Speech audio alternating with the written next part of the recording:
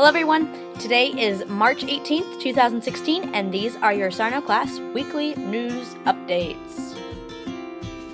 I hope you all are enjoying your Friday afternoon. I am looking forward to a nice weekend as well.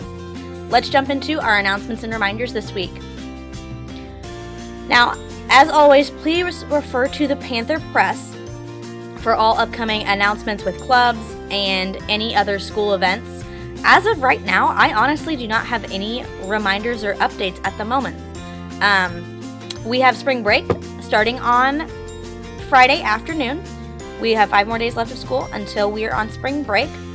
Quarter 4 has begun, and we have no early release next Wednesday, so that is all that I have for you.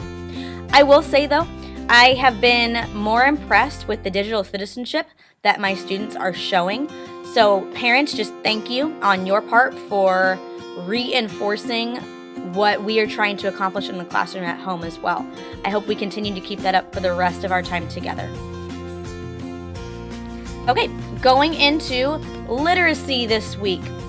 We have been going right along in our Charlie and the Chocolate Factory book.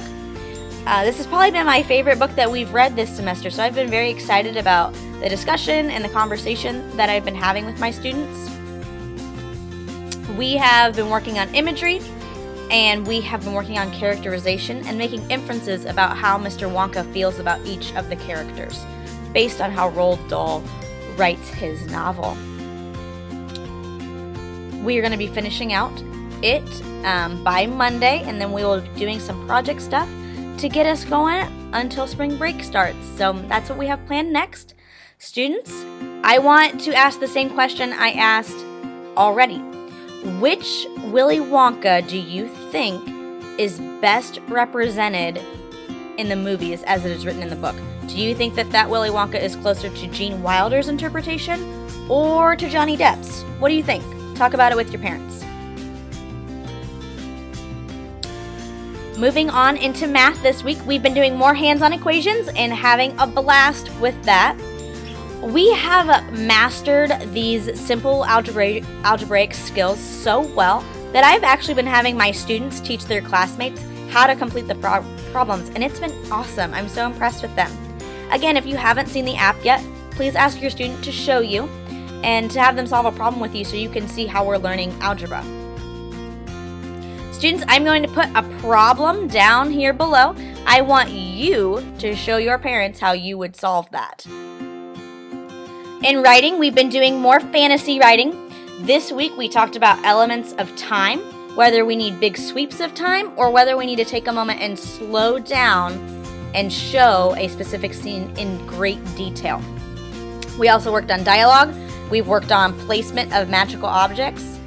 And today, we worked on magical fantasy vocabulary and how that would be appropriate in our stories.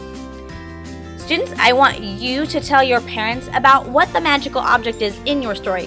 What makes your story a fantasy? And lastly, in social studies this week, we've been learning about U.S. regions. We've created some awesome study tools, and we've been using some really great websites to help us learn about the different regions and to learn the states and capitals. Students, I want you to tell your parents how you think you did on your quiz this week. Okay, that is everything that I have for you. I hope you all enjoy your weekend. I am looking forward to another great week in 5th grade. I will see you all very soon. Thanks so much.